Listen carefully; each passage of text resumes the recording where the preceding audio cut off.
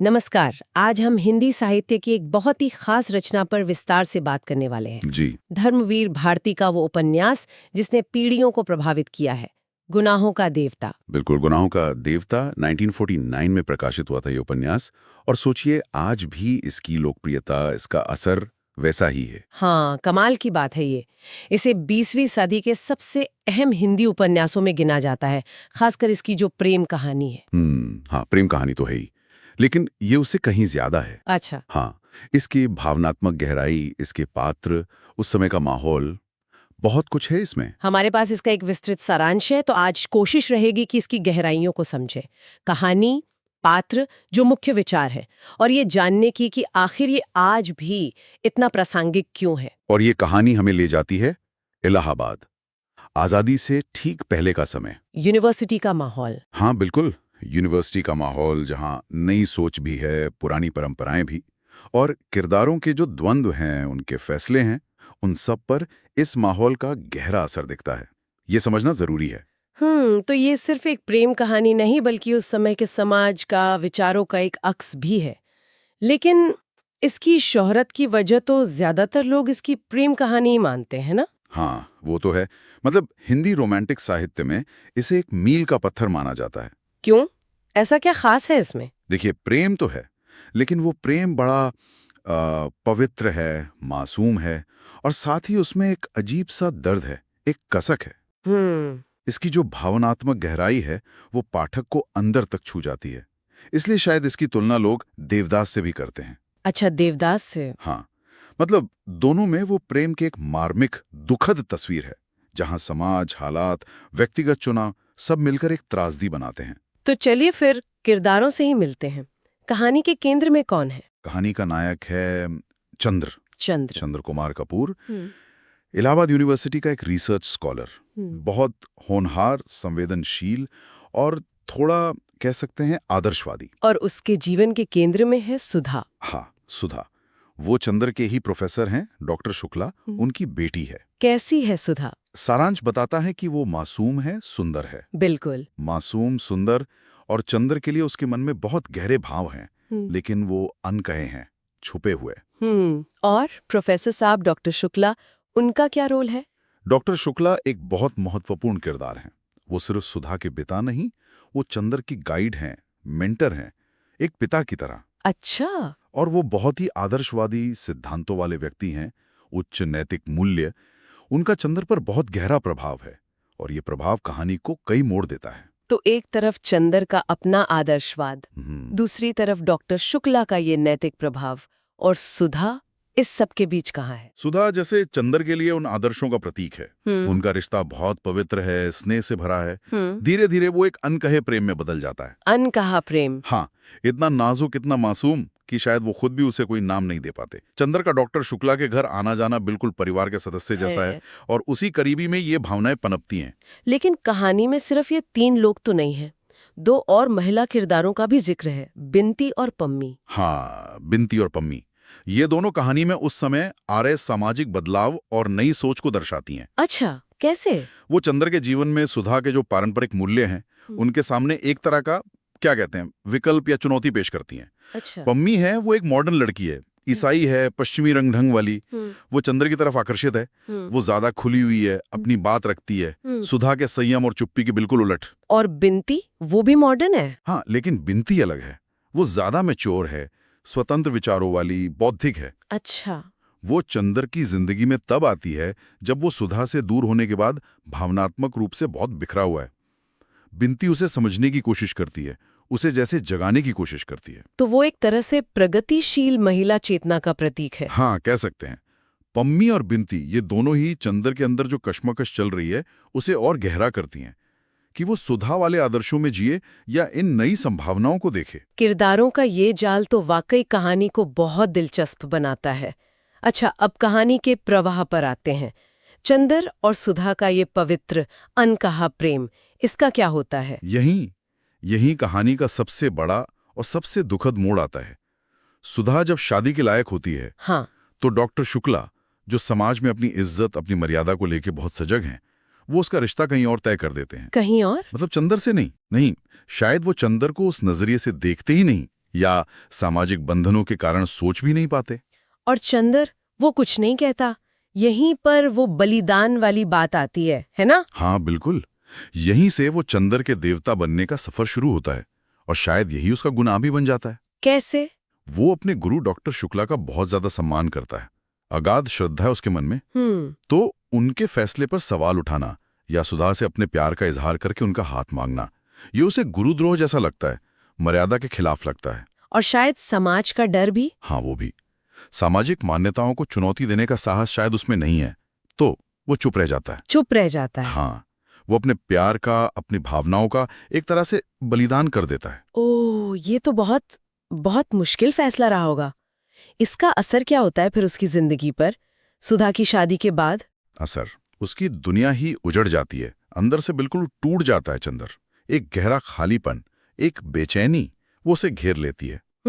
और इसी टूटन से, इसी दर्द से भागने के लिए या शायद खुद को सजा देने के लिए वो अलग अलग रास्तों पर भटकता है। इसमें पम्मी और बिंती के साथ उसके रिश्ते भी शामिल हैं। तो क्या ये नए रिश्ते उसे वो शांति दे पाते हैं जिसकी उसे जरूरत है?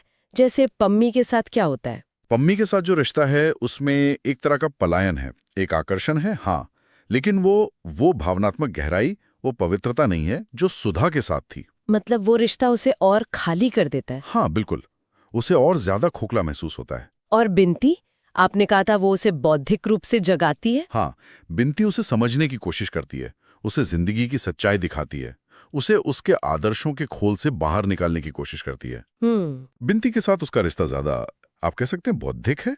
उसमें एक भावनात्मक ईमानदारी भी है, लेकिन सुधा को खोने का जख्म इतना गहरा है कि बिंती भी उसे भर नहीं पाती। वो लगातार सुधा की यादों में घिरा रहता है, अपने किए पर पछताता रहता है। यानी सुधा के बिना भी सुधा ही उसकी जिंदगी पर हावी रहती है। ये तो चंदर की बात हुई। सुधा का क्या होता है शादी के बाद? उसकी कहानी कैसी है? सुधा की कहानी, उफ, वो और भी दर्दनाक है। वो भी मन ही मन चंदर से उतना ही प्यार करती है, लेकिन वो कुछ कहती नहीं। वो भारतीय समाज की परंपराओं में बंधी है, अपना कर्तव्य निभाती है, एक पत्नी, एक बहू की सारी जिम्मेदारियां उठाती है। मतलब वो भी एक तरह का बलिदान करती है। हाँ, उसका जीवन एक मूक बलिदान बन जाता है। वो अपनी भावनाओं को अंदर ही अंदर दबा लेती है, घुटती रहती है। उपन्यास में उसके इस चुपचाप सहने का, उसके दर्द का चित्रण बहुत ताकतवर है। तो दोनों ही अपनी अपनी जगह पर दुख झेल रही हैं। एक ने प्यार कुर्बान किया, दूसरी कर्तव्य निभा रही है। कहानी का अंत कैसा होता है? क्या कभी वो मिल पाते हैं, अपने जज्बात कह पाते हैं? नहीं, कहानी का अंत पूरी तरह से दुखद है, एक त्रासदी। चंद्र को बहुत बहुत देर से एहसास होता है कि उसने सुधा के प्यार को ठुकराकर और जिसे वो नैतिकता या आदर समझ रहा था, उसके सामने झुककर कितनी बड़ी गलती की है। उसे समझ आता है कि उसने सिर्फ सुधा की नहीं, अपनी जिंदगी भी बर्बाद कर ली। हाँ, उसे लगता है कि उसने खुद को भी रूहानी तौर पर, जज्बाती तौर पर खत्म कर लिया है। उसे महसूस होता है कि उसका वो देवता बनना ही उसका सबसे बड़ा गुनाह था। तो उपन्यास एक गहरी कसक के साथ खत्म होता है, एक अधूरेपन के एहसास के साथ। बिल्कुल, अंत में चंदर अकेला है, अपने किए पर पछता रहा है। उसे समझ आता है कि प्यार को नकारने का उसका वो फैसला, जिसे शायद दुनिया ने या उसने खुद ने महान समझा था, वो असल में सबके लिए सिर्फ दुख लेकर आया। ये अंत पाठक को हिला देता है। ये कहानी तो सच में कई गहरे सवाल उठाती है। चलिए इन विषयों पर थोड़ी बात करते हैं। सबसे पहला तो यही प्रेम और बलिदान का मुद्दा है। हाँ, और ये उपन्यास प्रेम के उस रूप को दिखाता है जो बहुत निस्वार्थ है, पाक है, लेकिन सामाजिक दबाव उसे कुचल देते हैं। और ये सवाल खड़ा करता है कि क्या बलिदान हमेशा महान होता है, खासकर तब जब वो आपकी आत्मा को ही मार दे। चंदर और सुधा का प्यार इसी दुखद बलिदान की कहानी है जो उन्हें कोई सुकून नहीं देता। दूसरा अहम विषय जो दिखता है वो है परंपरा बनाम आधुनिकता। एक तरफ सुधा, दूसरी तरफ पम्मी और बिंती। ये टकराव कैसे सामने आता है चंदर के जरिए? चंदर जैसे इन दोनों दुनियाओं के बीच फंसा हुआ है। सुधा है भारतीय परंपरा, परिवार, मर्यादा। पम्मी है पश्चिमी आधुनिकता, खुलापन, शायद थोड़ी भारी चमक। और बिंकी है प्रगतिशील सोच, बराबरी, भावनात्मक ईमानदारी। चंदर का इन तीनों के प्रति जो आकर्षण है, जो दुविधा है, वो उस पूरे दौर के नौजवानों के मन की कश्मकश को दिखाता है, जो एक नए आजाद भारत की दहलीज पर खड़े थे। और इसी से जुड़ा है वो नैतिकता बनाम इच्छा का द्वंद्व। जी चंदर का पूरा किरदार ही जैसे इसी संघर्ष का नाम है। बिल्कुल।